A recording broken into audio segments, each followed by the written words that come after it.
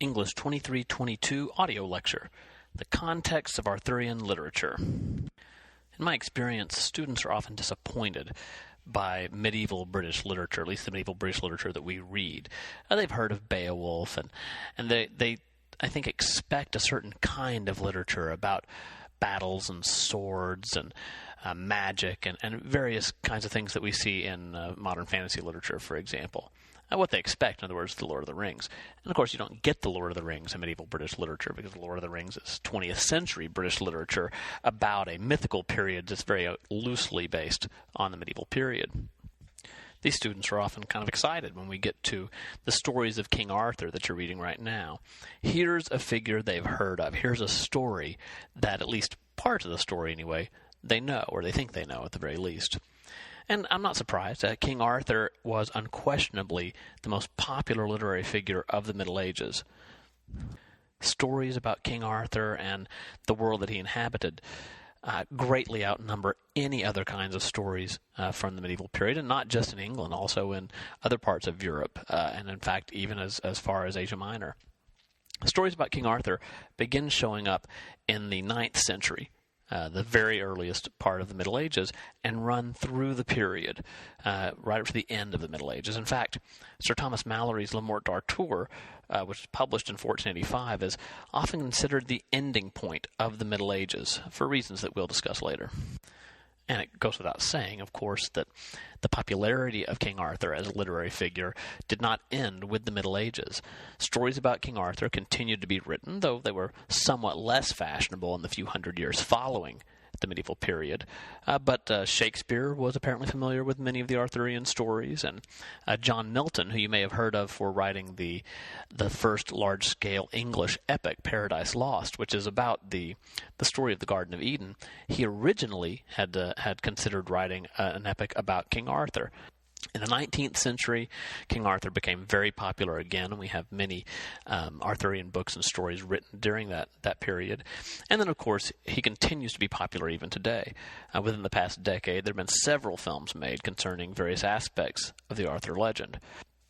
My personal favorite of these films is one that shows King Arthur before he was king, as a young man, and the uncertainty that he faced at the prospect of taking over his kingdom, referring, of course, to Shrek III. So why was Arthur such a popular literary figure, both in the medieval period and since then? To answer that question, I think first we have to get to who King Arthur is. Notice I didn't say who King Arthur was. There are many people who care deeply about the question of the historical origins of the Arthur legend, whether he was a real person or not, and what real person may have led to these stories, for example. But to me, those questions are almost completely irrelevant to the study of Arthurian literature. Students often ask me, did King Arthur really exist? And I always respond by asking them a question. Well, what do you mean? Are you asking, was there some person in British history who may have done something that led people to write stories about him or her, and that those stories grew over time, and eventually a name like Arthur was attached to those stories, and that those stories became what we now know as the Arthurian legend? Well, sure, that's possible. In fact, I'd say it's probably even likely. But if you mean, was there a guy who had a round table and who knew a magician named Merlin and a sword named Excalibur and all of that stuff, well, no. That's I can say with some certainty, no, there was no such person like that. So I don't think it's a particularly interesting or important question to try to figure out who King Arthur may have been historically. But I do think that we need to look at where the stories of King Arthur come from. In other words, the origins of the legend. Not the historical origins, but the literary origins. The simplest answer to the question of where these stories come from is that they come from Wales. The country, that is, not the large sea animals. They come from Wales. The first mentions of Arthur appear in Welsh historical sources, dating from about the 9th century. These sources refer to a British leader named Arthur, or some variant of that name, who fought against the invading Germanic tribes in the early 6th century. At this point, we should probably back up for a little bit of historical review. You may remember a lot of this material from the lectures about the Old English period earlier in the class. Before about 500 AD, the people living in Great Britain are a group that we now refer to as Britons, Britons, Britons. In about the 5th century, around 450 to 500 A.D., England was invaded by a series of Germanic tribes, the most notable of which are the Angles, the Saxons, and the Jutes. As a result of these invasions, the Britons were pushed mainly to the north up into what is now Scotland, and to the west into what is now Wales or Cornwall, the very southwestern part of Great Britain. We think that Arthur, or at least the source of the Arthur legends, may have been a British military leader who led forces against some of these Germanic tribes around the year 500. If the Welsh historical sources are correct, he had some successes, especially at a battle that's usually known as the Battle of Mount Badon or the Battle of Badon Hill, where he may have helped stop the onslaught of the Germanic tribes into the Welsh territory. Ultimately, of course, the Germanic tribes were victorious, but Arthur is still remembered as a heroic figure to the Welsh. And if you think about it, I think you can understand the popularity of a figure like this in these early Welsh sources. Arthur is kind of equivalent to the guys who fought at the Alamo for us. You know, they may have ultimately lost that battle, but their bravery and their heroism is something that we still hold up as valuable, as important, especially to people in Texas. The real question, then, is how this sort of local hero for the Welsh became one of the most famous literary figures in the world, especially in the medieval period. And the first thing you need to know is that this happened very, very gradually. If Arthur lived around the year 500, it's about 200 years or so before we start to see many mentions of him in the Welsh literature. And in the 8th century and the 9th century, we begin to see Arthur mentioned, or at least characters who we think are associated with Arthur, mentioned in Welsh poems. And I said that he's been mentioned in some Welsh historical sources as well. And then it's not until the 12th century that Arthur begins to be mentioned in sources outside of Wales. And even then, that's not entirely true. The work that seems to have opened the door for the Arthur stories in the later medieval period was a work called the Historia Regum Britanniae, or the History of the Kings of Britain, written by a guy named Geoffrey of Monmouth, who wrote in Latin, but who apparently lived, we think, in Wales. Now, he may not have been actually ethnically Welsh himself, but he may have been French in origin, but he lived in Wales, and he wrote this History of the Kings of Britain, which was a very long historical work, or what we now call a pseudo-historical work, because, frankly, he seems to have made quite a bit of it up, that covers the entire history of Britain. And in this work, he talks a lot about Arthur, and this is when we start to see some of the elements that we become familiar with later in the Arthur stories. He mentions Merlin, for example. He mentions the sword, Excalibur, although the name's slightly different in Geoffrey's source. He mentions Arthur's father, Uther Pendragon, and how he may have disguised himself in order to sleep with another woman who was a wife of one of his enemies, and thus conceived a child who later became King Arthur.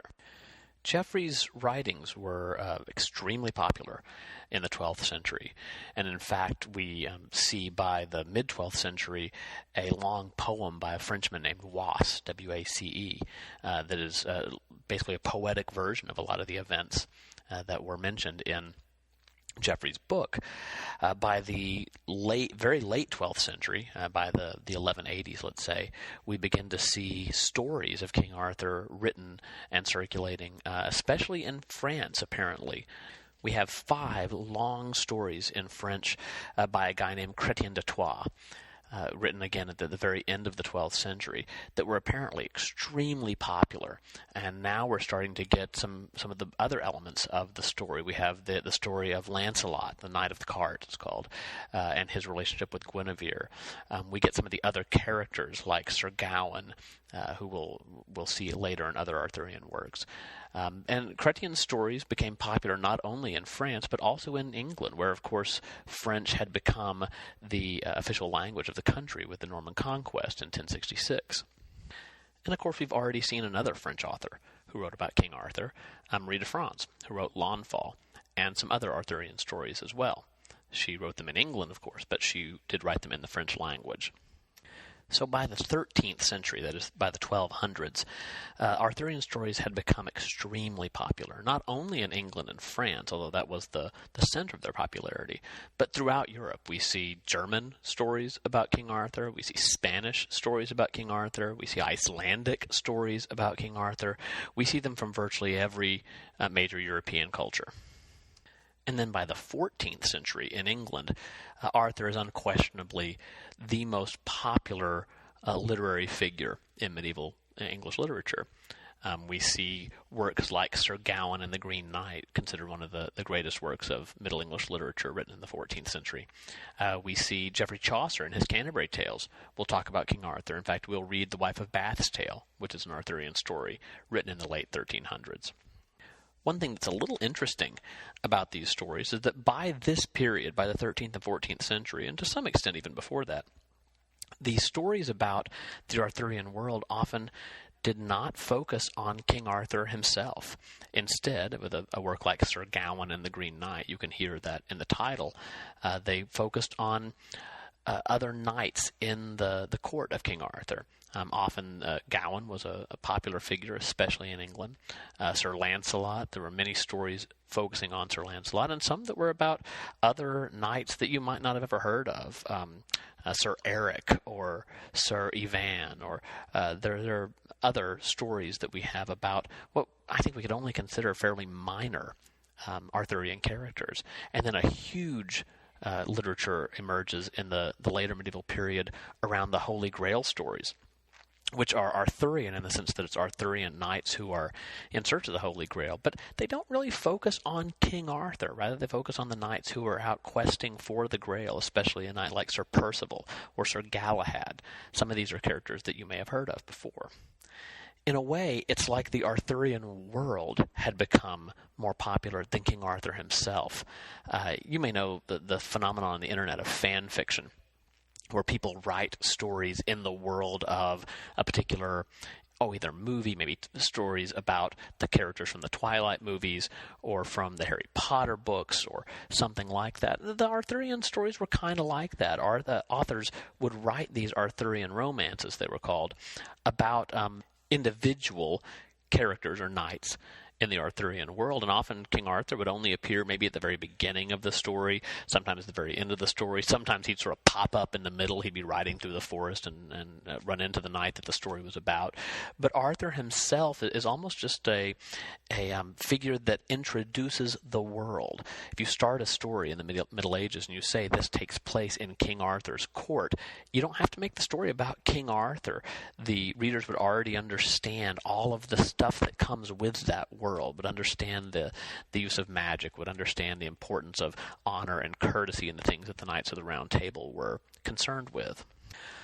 All of these Arthurian stories sort of come to a head near the very end of what we normally call the medieval period, in the writings of Sir Thomas Malory, which you're currently reading.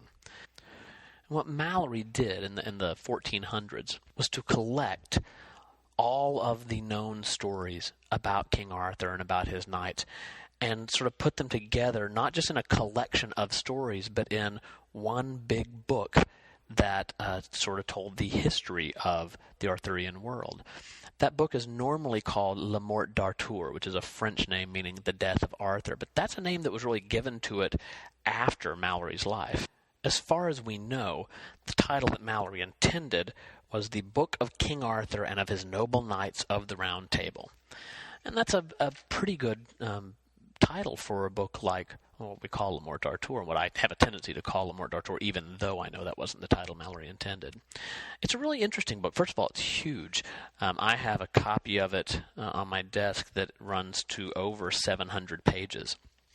And the book is made up of lots of individual, what he calls books. You might think of it as really big sort of parts or sections of the book that deal with different tales. So there's the tale of King Arthur, there's the tale of Sir Lancelot, there's the tale of Sir Gareth, and the tale of Sir Tristram, the tale of the Holy Grail, etc.